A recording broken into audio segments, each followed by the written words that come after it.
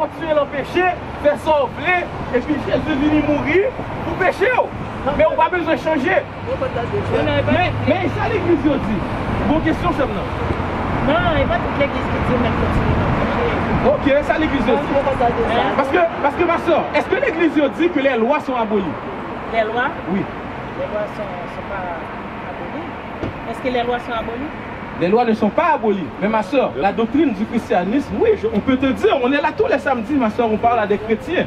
C'est-à-dire, on a vu des centaines et des centaines de chrétiens. La loi, la doctrine dans les églises, c'est-à-dire l'église protestante, l'église catholique, c'est que les lois sont abolies. Pentecôtistes, selon eux, les lois sont abolies. Alors c'est pour ça qu'ils disent, viens comme tu es. Ça c'est une doctrine. Tu es dans quelle église, ma soeur? Tu es dans quelle église? On parle de l'église Jésus, hier, parce que oui, la réponse. Monsieur, oui. Léo dit viens comme tu es. Le cas dit venir Jean-Mia parce que Jésus a changé. Ok. Mais il va dire venir Jean-Mia pour vous être Jean-Mia. Ok, mais moi, ça veut dire qu'on est dans la même longueur d'onde. Les lois ne sont pas abolies. Il n'y a pas de viens comme tu es. Tu dois changer. Tu dois suivre les lois et les commandements de Dieu. Là maintenant, ma question, parce qu'on est dans la même longueur d'onde. Est-ce que vous suivez les lois et les commandements de Dieu? On est fort. On s'efforce. J'adore ça. On est dans la même. On peut être parfait, mais ok, on travaille à être parfait. Ok, on est dans la même longueur d'onde. Là maintenant, on va voir quelque chose. Je vais vous donner. Donne-moi ça. Donne-moi ça. Je vais vous donner une loi, un commandement. On va voir si vous suivez ces lois-là. Parce qu'il faut changer. On est tous dans la même longueur d'onde. Il faut changer. Mais ça, on change. Tout ça qui peut changer du jour au lendemain. Même pour faire manger, il faut mal marcher. Il faut marcher, il faut me préparer pour faire manger. C'est bien, on comprend ça. On comprend ça. Et même si je venu m'appuyer, dans ça que vous avez dit, premièrement, il faut venir Jean qui me dit, je ne vais jamais. Ok, oui, on comprend ça. Et ça dit que si je viens, je ne peux pas accepter. Si je ne peux pas accepter, je vais venir. Ça dit que moi, je ne vais pas approcher mes affaires. On est dans la même longueur. Ok, le livre d'Exode. Exode 31 et le verset 15. On travaillera 6 jours, mais le 7e jour est le sabbat. Ça, c'est une loi, un commandement que Dieu a donné au peuple d'Israël. Dieu a dit, on travaillera 6 jours, mais quoi? Mais le 7e jour est le sabbat. Et le 7e jour est quoi? Est le sabbat. Le 7e jour est quoi? Est le sabbat. Le 7e jour, c'est le samedi. Ça veut dire cette journée-là, c'est un sabbat, c'est un jour de repos. On n'est pas supposé faire à manger. Non. On n'est pas supposé travailler. Ça, c'est le samedi. Ça, c'est aujourd'hui. Mais qu'est-ce que tu fais? On travaille quand même parce qu'on évangélise. Il faut évangéliser. Ça, c'est correct. Parce que les prophètes, ça c'est pas travailler. C'est quoi ça? Mais c'est apporter la parole de Dieu. C'est la parole. Ok, mais on ne peut pas travailler comme par exemple tu travailles au McDo, là tu vas travailler. Non. Regarde, je suis avec toi. Ok, pour l'instant on est à la même longueur d'onde. C'est-à-dire on ne peut pas ne pas suivre le sabbat, ça c'est un péché. Mais il faut tout suivre les commandements. Mais il n'y a pas. Ok, donne-moi les Lévitique 11. C'est quoi ta dénomination, ma soeur? J'ai pas de domination. Okay. Il faut écouter la parole. La parole, c'est la vérité. Je suis vraiment content. La parole est la soeur est dans l'esprit. La parole est une lampe à mes pieds. Il faut qu'il m'éclaire. Parce qu'il faut écouter. Même longueur d'onde. Même longueur d'onde. J'espère qu'on va rester dans la même longueur d'onde toute la journée. Lis ça. Lévitique 11 et le verset 7. Vous ne mangerez pas le porc. Vous ne ferez quoi? Vous ne mangerez pas le porc. Vous ne ferez quoi? Vous ne mangerez pas le porc. On va voir si on est encore dans la même longueur d'onde. Ça, c'est une loi et un commandement que Dieu a donné au peuple d'Israël. Est-ce que tu manges du porc, ma soeur? Dans la loi de la nature, même du porc tellement infect. Ça prend tellement de temps pour faire détruire des dents. Nice, oui. Et puis même sous calcinel, vers toujours été là. Même longueur d'onde. On est tout à fait d'accord avec ça. D'ailleurs, c'est même pas, on n'a même pas besoin de la parole pour ne pas l'entendre. Ok, ça c'est parfait. On aime ça entendre ça. On aime ça une soeur qui suit les lois et les commandements de Dieu. Non, mais on est fort, c'est ça que je dis. Ma soeur, ça veut dire pas de porc, pas de fruits de mer, Et tu manges des fruits de mer? Non, je mange, regarde. Peut-être que tu ne savais pas, mais selon la Bible, on ne peut pas manger de fruits de mer. Écoute-moi, mon garçon. Regarde, à mon âge, il a eu 63 ans. Même si, avant, je ne manger, mais bon, le médecin a dit, manger plus légumes. Ok, mais ma soeur, donne-moi un petit peu. Non, manger plus légumes, ok? Même si je ne peux pas manger fruits de mer, mais pas même beaucoup de santé. Ok, mais c'est bien, ma soeur. C'est bien que tu le fasses toi-même, mais toi, en tant que femme, tu es quand même âgée. C'est-à-dire que tu as des enfants, tu as des petits-enfants, tu as des cousins, tu as des cousines. Tu dois montrer les... La viande, surtout, tu sais, même la viande souillée.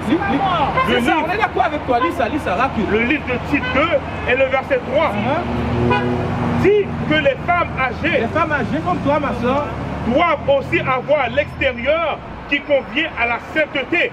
L'extérieur que tu as, c'est un bon extérieur parce que tu es un juste, tu es habillé modeste. C'est quoi comme extérieur? C'est ça que je t'explique. L'extérieur que tu as, c'est les vêtements. Les vêtements, même les paroles. Quand on est vieille aussi, c'est pour ça qu'on mettez nous l'enclan des âgés.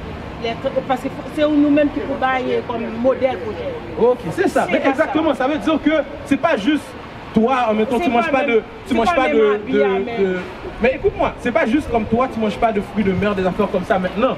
Il faut que tu montres l'exemple, c'est-à-dire il faut que tu dises à tes soeurs, non, tu ne peux pas manger de fruits de mer.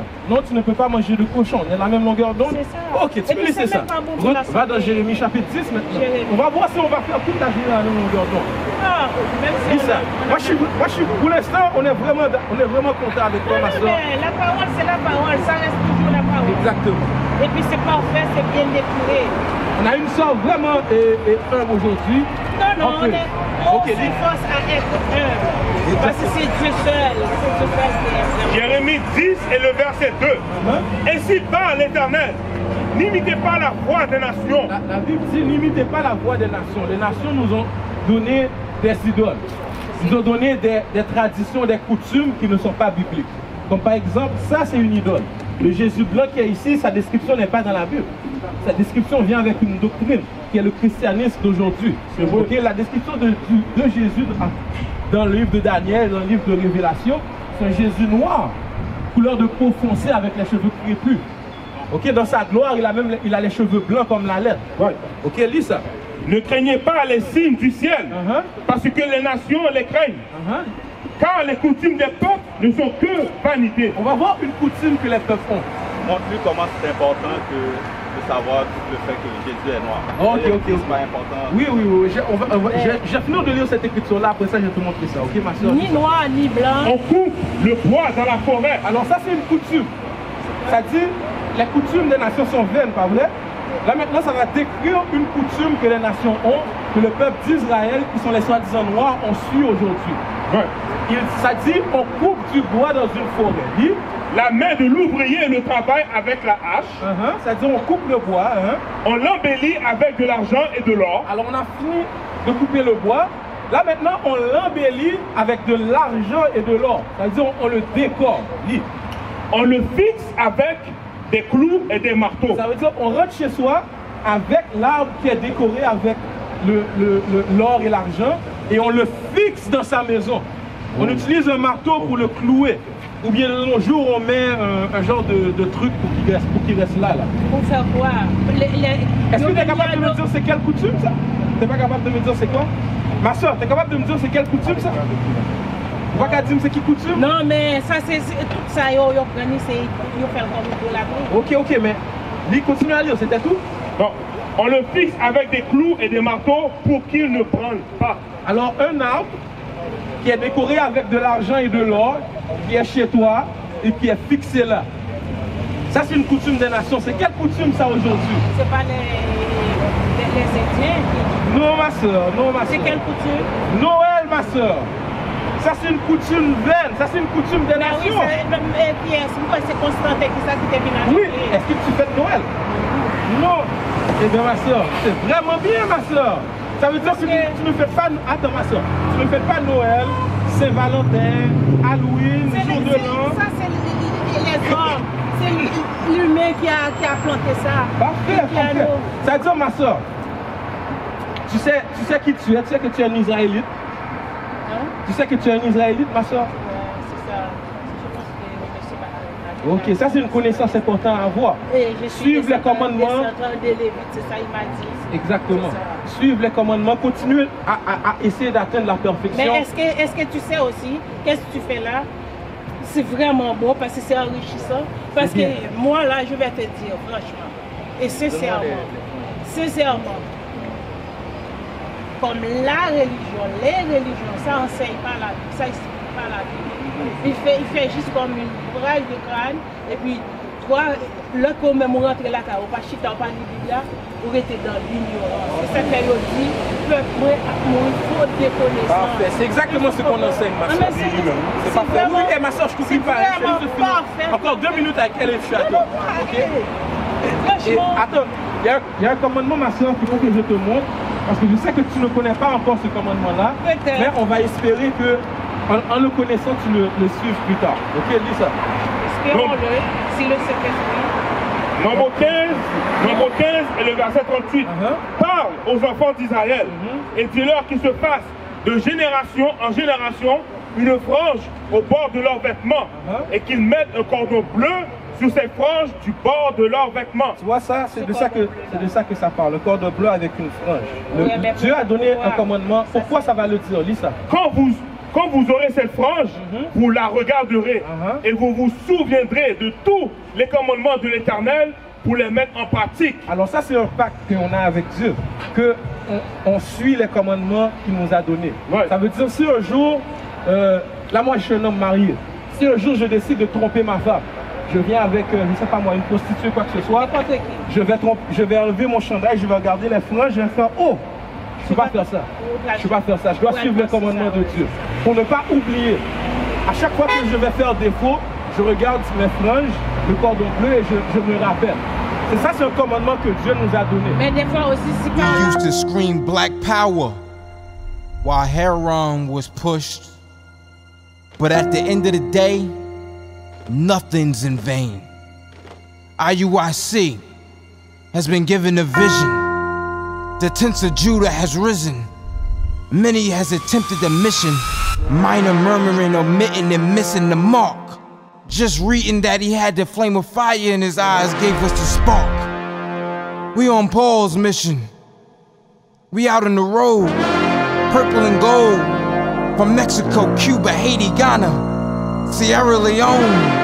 144,000 boots banging, concrete crackling. These are how men repented at heart. The scriptures is proof. IUIC, we deliver the truth.